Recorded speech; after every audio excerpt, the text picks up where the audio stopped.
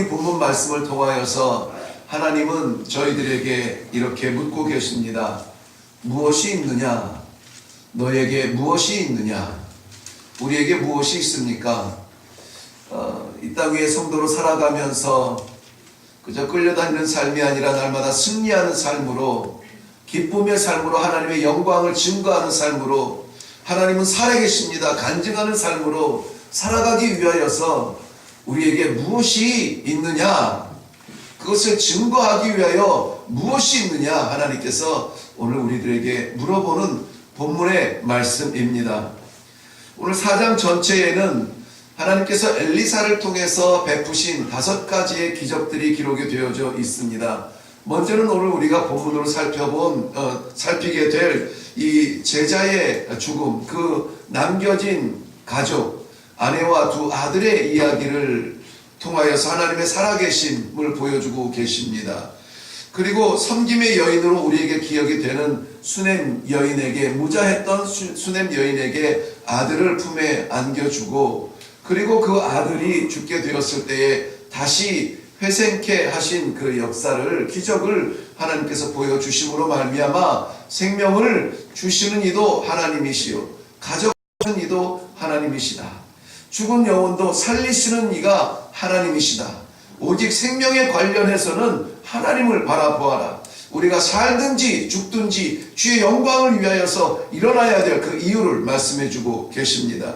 그리고 또한 돌아와서 길갈에 흉년이 들었을 때에 그 선지 생도들이 굶주린 가운데 숲에 들어가서 풀잎사기 나무까지 가져다가 죽을 끓여서 먹게 되었을 때에 독초를 끓여서 그 독초를 끓여 먹고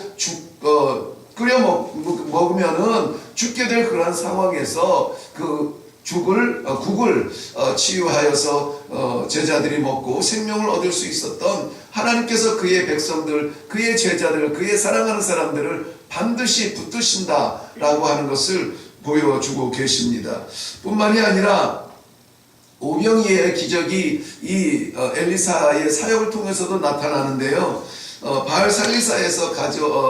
바알살리사에서 온 사람이 굶고 있는 선지생도 100명을 위하여서 작은 이 보리떡을 내놓습니다. 보리떡 20개면은 이 들고 다닐 수 있는 보리떡인데요. 그 보리떡 20개와 채소를 내놓아서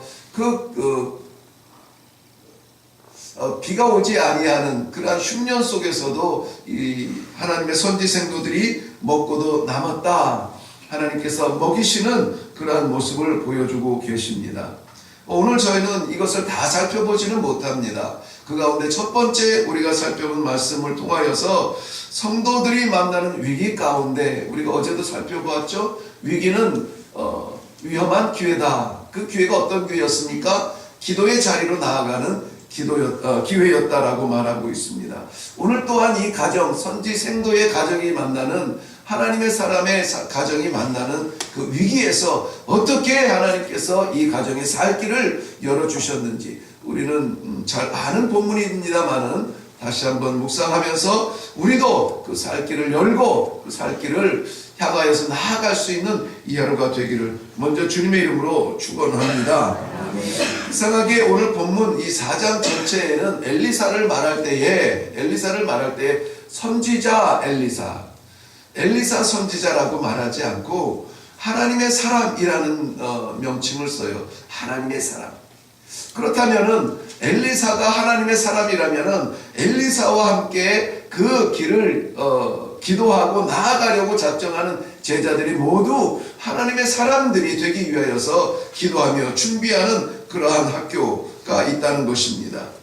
그러한 가운데 엘리사의 제자, 하나님의 사람, 하나님을 경외했던 한 제자가 죽게 됩니다.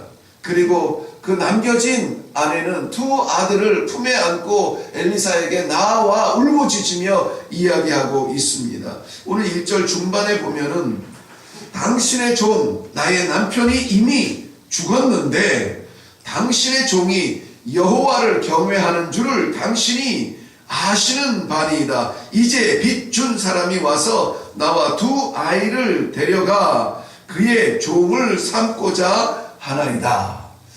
이것은 그럴 수 있나? 어떻게 남편이 빚을 졌는데 아내와 아이들을 데려다가 종으로 삼겠는가? 이야기하겠지만 율법에서도 허용이 된 그러한 이스라엘 히브리 민족의 그러한 그 풍습이에요. 그러한 전통이에요. 토지를 매매할 수가 없는 것이 하나님의 질서이기 때문에 뭐라도 없으면 팔아서 갚겠지만은 팔 땅도 없을 때에는 그저 그 빚을 갚을 수 있는 것은 노동력밖에 없습니다. 물론 친족 가운데 유력한 사람이 있으면은 그 친족이 이 빚을 물을 수가 있겠죠. 그런데 아마 이 가정에는 그럴 만한 친족도 없어 보입니다. 그러니 마지막 남은 노동력을 제공을 할 수밖에 없는 상황인데 이 아이들이 남의 집 종으로 끌려가서 살아야 하는 것을 바라보는 어미의 심정에서 어찌 안타깝지 않겠습니까? 정말 꽉 막혀서 우리 옛날 영화를 보면은 요즘은 뭐 그렇게 하는 장면이 이상하게 보이지 않습니다만은 옛날에 드라마나 영화를 보게 되면은 어르신들이 막 집안에 막 어려운 일이 닥쳤을 때 땅바닥에 주저앉아서 땅바닥을 치면서 이렇게 통곡을 하는 그런 모습이 나오죠. 아마 그 심정으로 엘리사에게 나오지 않았나 싶어요. 그런데 엘리사에 나와서 그냥 하소연하는 정도가 아니라 부르짖고 있다라고 말합니다. 부르짖고 있다. 그러면서 이 부르짖음의 근거를 이렇게 설명합니다. 당신이 아는 것처럼 내 남편, 이미 죽은 내 남편이지만 그는 여호와를 경외했던 사람입니다. 경외했던 사람입니다. 열심히 주를 섬겼습니다. 열심히 주를 섬기고 열심히 주를 따랐고 열심히 하나님의 나라를 위해서 뛰었습니다. 그런데 회복하지 못하고 죽었습니다. 이 아내의 통곡은 이 사랑하는 남편과의 이별을 아파할 겨를도 없어 보입니다. 남편이 남긴 그 빚, 갚아야 하는 그 암담한 깜깜함. 그런데 그 남편이 과연 남긴 것이 없을까요? 여기 보면은 이 아내가 남편을 기억할 때에 가장 먼저 떠오르는 것은 이거였습니다. 그는 여호와를 경외하는 사람이었습니다. 여호와를 경외하는 사람이었어요. 그래서 나도 지금 당신에게 왔습니다. 그래서 나도 당신에게 와서 지금 이렇게 살 길을 구하고 있는 것입니다. 어제도 우리가 나누었지만은 하나님의 사람에게 나아간다는 것은 엘리사 그 사람에게 나아가는 것이 아니라 그가 증거하고 있는 하나님 앞에 나아간다는 것이에요. 증거하는 하나님 앞에 나아가서 지금 말합니다. 주여, 네 남편이 여호와 당신을 경외하는 사람이었습니다. 당신도 아시지 않습니까? 라고 말하는 것입니다. 이러한 위기 가운데 이 아내가 달려나아가서 위기를 극복할 수 있는 그 길을 찾은 것이 뭐냐면 하나님을 찾는 거였습니다. 아멘. 하나님을 찾는 것은 어디에서 나왔어요? 그 남편이 여호와를 경외하는 사람이었다는 겁니다. 여호와를 경외하는 사람들은 물론 재산으로 남기는 것이 없을 수 있어요. 여호와를 경외했던 사람이 이 세상에 뭐 그럴싸한 건 남기지 않을 수 있어요. 그런데 그 진실한 모습을 살아가면은 그 삶의 모습, 그 믿음이 남겨진다는 것을 오늘 본문 가운데서 우리는 기억해야 합니다. 지금 비록 우리의 가정의 믿음의 전승이 원활하게 시원하게 그야말로 물 흐르듯 일어나지 않는다 할지라도 실망하지 않을 것은 우리가 그럼에도 불구하고 포기하지 아니하고 멈추지 아니하고 오히려 더욱더 여호와를 경외하는 성도의 삶을 달려가야 될 이유가 여기에 있습니다. 우리는 말하지 못해도 우리는 보여주지 못해도 우리의 삶의 모습, 믿음의 모습, 여호와를 경외하며 순종하며 예배드리는 그 모습을 통하여서 우리의 가족들이 위기를 만났을 때 맞아 우리 아빠가 그랬지, 맞아 우리의 남편이 그랬지, 그래 내 아내가 그랬어. 주님 전에 달려나와 이럴 때 내 아내가 그랬듯이 내 남편이 그랬듯이 우리 아버지가 그랬듯이 주여 우리를 살펴 주옵소서 기도할 날이 반드시 올 줄로 믿습니다. 이 여인의 그 모습이 엘리야의 마음을 움직입니다. 역대하 15장 4절 말씀에 환난은 누구나 당하는 겁니다. 하나님의 백성 이스라엘도 환난은 당해요. 그런데 이렇게 말씀하세요. 그 환난 때에 이스라엘 하나님 여호와께로 돌아와서 찾음에 그가 그들과 만나게 되니라. 찾으면 만나게 돼 있어요. 우리가 위기 때에 무엇을 찾느냐? 우리의 가정이 그것을 위기 때에 찾게 될 것입니다. 오늘 선지생도의 아내는 남편이 찾았던 그것을 위기 때에 달려가서 찾는 것을 보게 됩니다. 위기는 이렇게 보면은 오히려 길을 열어주는 방편이 돼요. 세상 길을 막혀도 위기는 하늘길 열어주는 방편이 될 수가 있다는 거예요. 그러니 위기 때에 우리는 어떻게 해야 됩니까? 땅바닥 칠 것이 아니라 하나님 바라보며 기도하는, 하나님 여호와를 경외하는 그러한 모습을 굳건하게 잊지 말고 끝까지 포기하지 아니하고 주의 이름을 붙드시기를 바랍니다. 아멘. 이 여인도 여호와 하나님 앞에 나와서 기회를 얻게 됩니다. 그 기회라고 하는 것은 자신을 둘러보게 되는데요. 이 여인에게 엘리사가 물어봅니다. 너의 집에 남은 것이 뭐냐? 남은 것이 뭐냐? 둘러보니까는 아무것도 남은 게 없어요. 경황이 이런데 뭐가 보이겠습니까? 아무것도 보이지 않아요. 그런데 저 구석에 그저 쓸모없는 것 같은 작은 병이 하나 보입니다. 이 성경에서는 기름병으로 이야기하지만 이것은 기름을 담아두는 이스라엘 전통의 가정에서 쓰이는 그러한 그 그릇 정도가 아니라 아주 작은 병을 이야기해요. 여행 갈 때 잠깐 쓸 수 있는 그런 병을 이야기해요. 구석에 보니까 그게 하나가 보여요. 엘리사의 질문에 내 집에 남은 것이 무엇이냐 할 때 고작 그거 하나 남았는데 그것이 그렇게 쓸모 있어 보이지는 않습니다. 열왕기상 17장에 엘리야가 만난 사르밧 과부도 죽음을 직면한 여인이었습니다. 남은 게 없어요. 엘리야에게 그런 말을 하죠.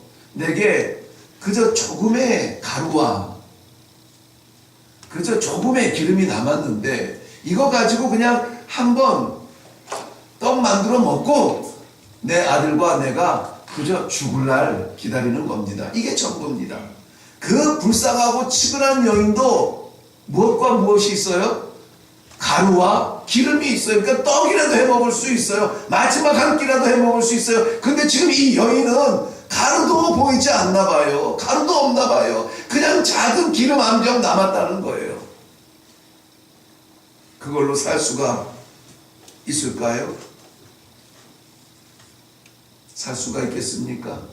80세 노인, 자기 양도 아닌 장인의 양을 치는 이 광야에 덥수룩한 수염난 노인 모세의 손에 쥐어진 것은 고작 마른 막대기 하나였습니다. 이 막대기가 뭘 할 수 있겠어요? 80세니까는 뭐 야생동물도 애지간한 뱀이나 뭐 이런 거 나타나야 치지, 사나운 일이나 늑대 나타나면은 그 막대기 가지고 때를 어떻게 견디겠어요? 그런데 그 보잘것없는 마른 막대기로 홍해를 내쳤을 때 홍해가 갈라지고, 그 보잘것없는 막대기로 바위를 쳤을 때 바위에서 물이 나오고, 어떻게 그렇습니까? 그것을 누가 써요? 하나님께서 쓰실 때. 하나님께서 쓰실 때. 그저 작은 소년이 내가 다녀온다고 하니까는 엄마가 급하게 쌓아준 것이 생선이라고 말하지만 그저 멸치 조금 큰 그런 생선 정도밖에 되지 않을 것 같은데, 그 작은 생선 2마리하고 애가 짊어지고 갈 도시락을 뭐 배낭처럼 짊어지고 갔겠어요? 그저 주머니에 우겨우겨 넣어갈 수 있는 보리떡 5조각, 그것이 5,000명, 장정만 5,000명이 둘러싸여 있는데 뭘 하겠어요? 뭘 하겠어요? 그런데 예수님께서 축사하시고 나눌 때에 장정만 5,000명, 얼핏 계산해 보아도 2만 명이 넘는 사람들이 배불리 먹고 남았다라고 말하고 있습니다. 남았다. 우리가 가지고 있는 것, 여력이 별로 없는 것 같습니다. 우리에게 있는 것이 무엇 내놓을 만한 것이 없는 것 같아요. 그런데 그것을 하나님께서 쓰시면은 나를 살리신 것처럼 가정을 살리고 교회를 살리고 나라를 살릴 수 있는 능력이 되실 줄로 믿습니다. 아멘. 여인이 남편을 잃었습니다. 그런데 이 여인은 하나님을 만났어요. 이 여인의 이 아이들은 아버지를 잃었어요. 그런데 하나님 아버지를 만나게 되는 장면이에요. 어디에서? 위기에서, 깜깜한 자리에서, 끝났다는 그 자리에서, 보잘것없는 기름 한 명 보이는 그 자리에서 하나님의 역사를 맛보는 기적의 가정으로 성경에 기록이 되고 있습니다. 사랑하는 성도 여러분, 우리가 만나는 답답한 일 많을 줄 압니다. 오늘 소망 잃지 말고 우리의 아버지, 우리의 남편, 우리의 사랑, 우리의 하나님 꼭 붙들고 내려갈 수 있기를 바랍니다. 욥은 23장 10절 말씀에 나의 가는 길을 오직 그가 아시나니 그가 나를 단련하신 후에 내가 무엇처럼? 정금같이 나으리라. 우리가 만나는 바람, 우리가 만난 이 혹독한 비바람, 우리를 정금으로 만드시는 하나님의 단련의 방법이라 여기시고, 어려움 때문에 하나님 포기하지 마시고, 어려움 때문에 오히려 하나님 앞에 나아가시고, 그저 아무것도 아닌 것 같은 이 보잘것없는 것 앞에 드린다고 내어놓을 때에 하나님께서 우리를 살리시고 사용하시고 하나님께서 영광 받으실 줄을 믿습니다. 기도하겠습니다.